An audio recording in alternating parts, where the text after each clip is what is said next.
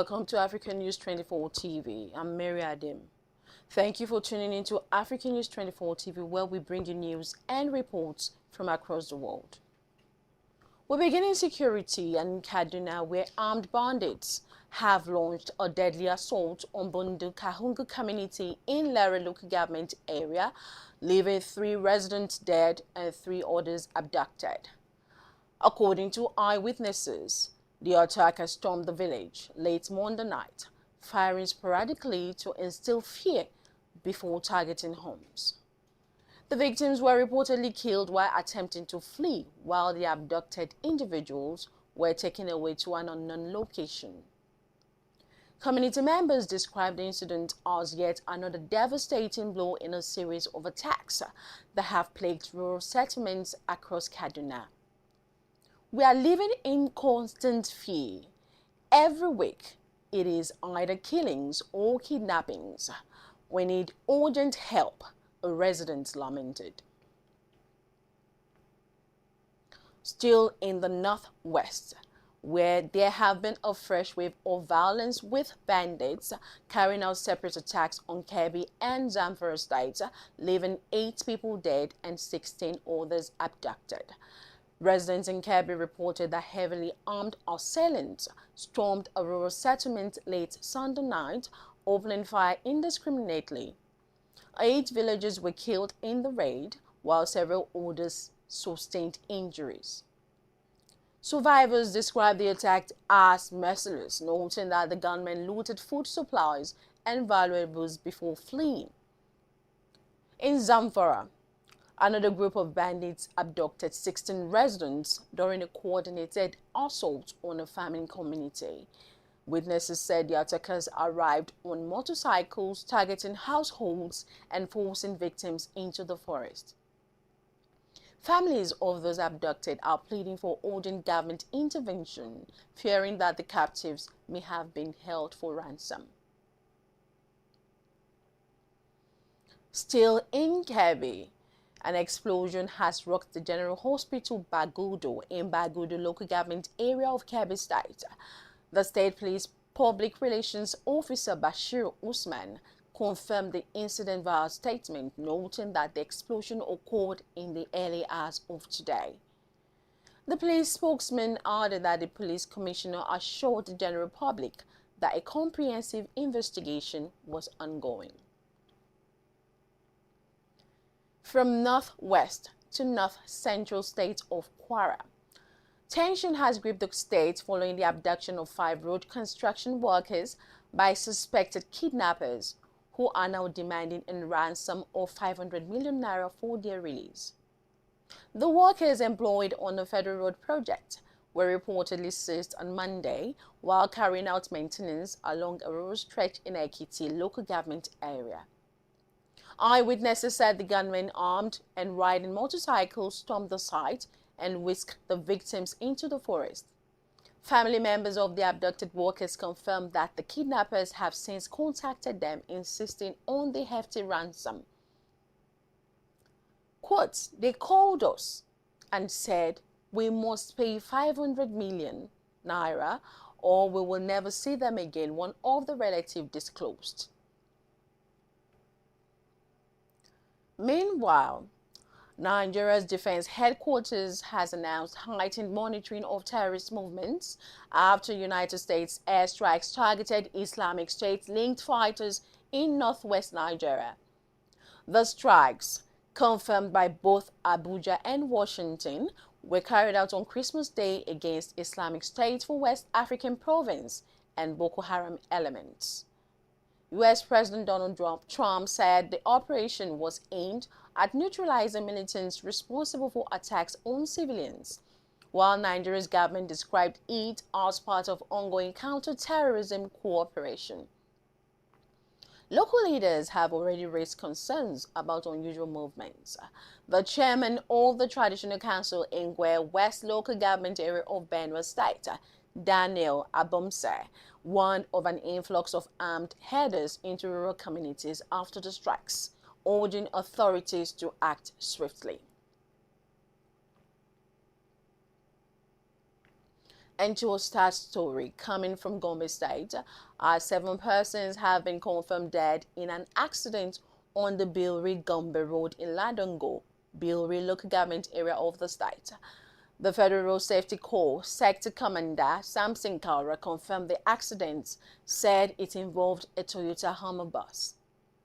It was gathered that the victims were returning from the wedding ceremony of one of their colleagues in Kautungu town of Kautungu local government area. KWARA said preliminary investigation linked the cause of the crash to a tire burst.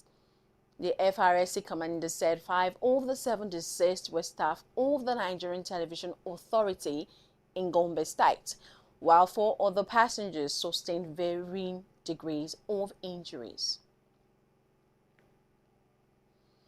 And to the courts. The immediate past Attorney General of the Federation and Minister of Justice, Abubakar Malami, his son Abdulaziz Malami, and an associate, Bashir Asabe, have pleaded not guilty to a 16-count charge of alleged money laundering filed by the Economic and Financial Crimes Commission. The defendants were arraigned before the Federal High Court in Abuja today following investigations into alleged illicit financial transactions and suspicious property acquisitions.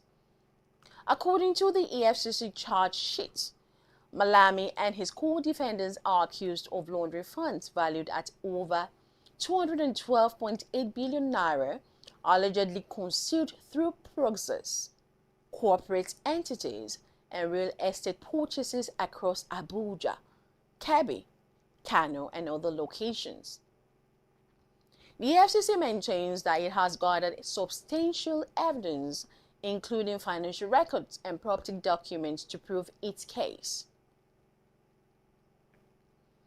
Insecurity across Nigeria is no longer just a safety concern.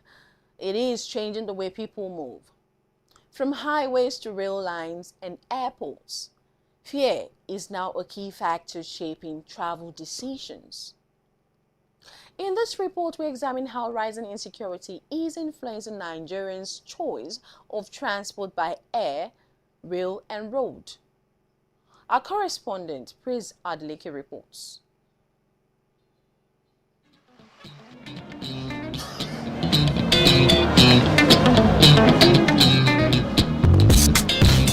Rising insecurity across the country has heightened fear among citizens, especially those who rely on the road transportation to go about their day-to-day activities.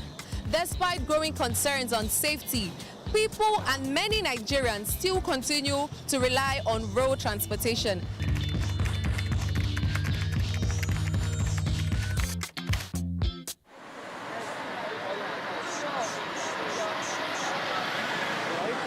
Rising insecurity across Nigeria is reshaping how people travel, with fear now a major factor in transportation choices. From kidnappings to armed attacks on highways, many citizens says road travel no longer feels safe. Yet, despite these concerns, Nigerians are still on the move by air, rail and road. Today, we visited 3 major modes of transportation to understand how insecurity is influencing travel decisions. At the local airport, travelers say safety is their top concerns. Many explain that although air travel is more expensive, they consider it faster and more secure than long road journeys. Insecurity of the country, so that is why nobody wants to risk his life. Maybe, for example, they say flight is 200 or 300, and you are running away of 300 to pay, and you go enter, what is it called, a bus of 50,000 or 70,000 naira. And at the end of the day, God forbid, maybe something happened, they say you should bring 100 million before they release you. In Nigeria, with the current state of insecurity, kidnapping, I'd rather pay for the high cost of flight, like high cost of ticket, than to pay a ransom.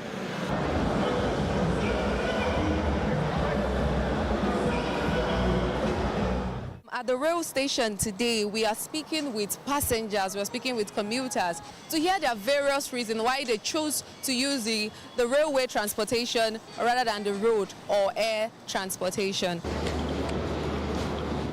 With growing confidence in rail services, trains are increasingly seen as a safer alternative.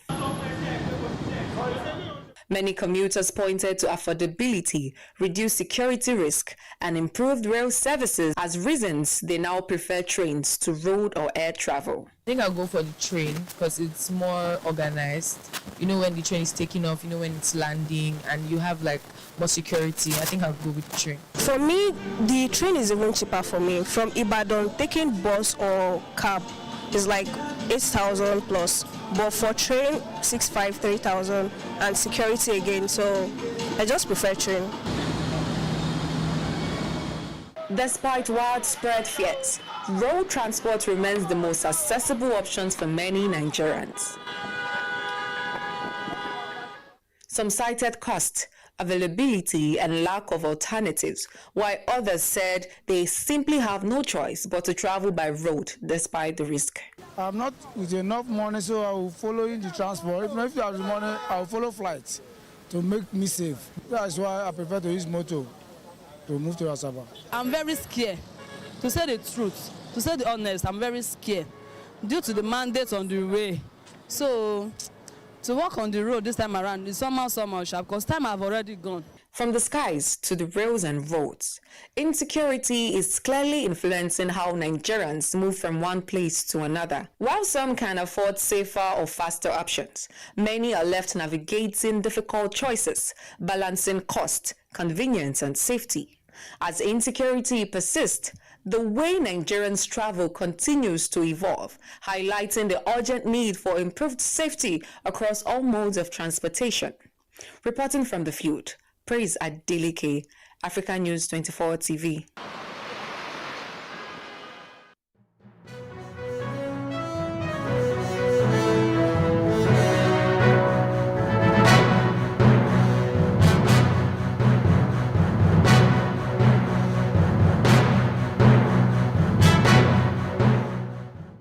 Welcome to business. The Naira has appreciated against dollar at official markets. The Naira on Monday opened the trading week with appreciation against the United States dollar at the official market, trading at 1,422 Naira 51 kobo. According to data released by the Central Bank of Nigeria, the Naira gained 86 kobo. This represents a 0.05% gain when compared to December 24, 2025, when the local currency traded at 1,443 Naira 37 kobo to a dollar. The gain represents sustained appreciation for the local currency during the YULETIDE. On December 22, the currency traded at 1,456 Naira 56 kobo, while it sold at 1,444 Naira 98 kobo to a dollar on Tuesday. On the foreign scene, Meta has acquired MANUS, a China-founded AI startup, in a deal reportedly worth over $2 billion, making its third largest acquisition ever. MANUS, launched in March 2025, boasts an AI agent capable of autonomously performing complex tasks like market research, coding, and data analysis, with claims its performance surpasses OpenAI's deep research. The acquisition aims to bolster Meta's AI capabilities, integrating MANUS's technology into its platforms, including Meta AI, Facebook, Instagram, and WhatsApp. MANUS will operate independently, maintaining its Singapore-based and existing team, with CEO Zhao Heng becoming a Meta VP.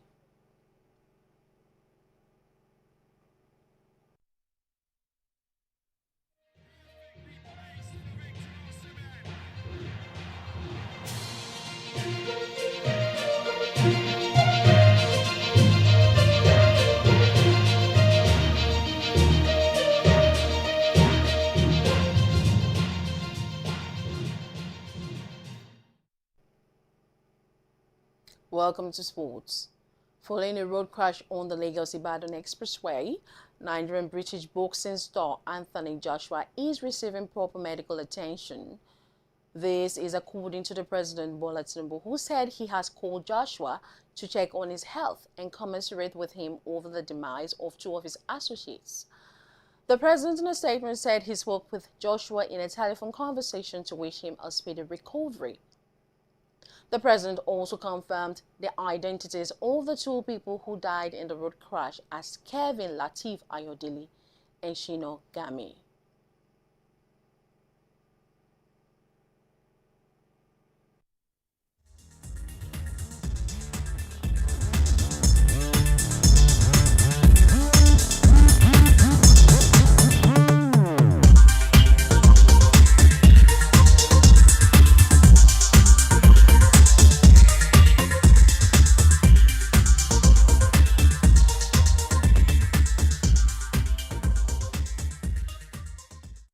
Welcome to entertainment.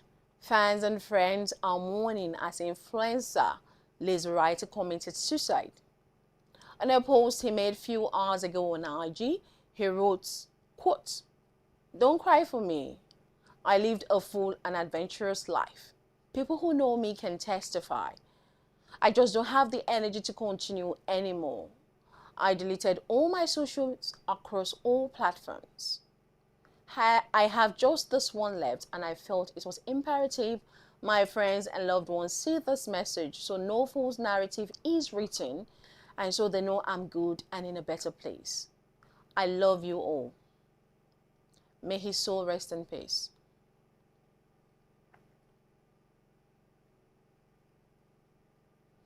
That brings us to the end of this hour's news on African News 24 TV. Thank you for staying with us. Remember to follow our social media channels and visit africannews24.ng for continuous updates. We'll return at 3 p.m. with more news and developments. I'm Mary Adim, wishing you a good afternoon.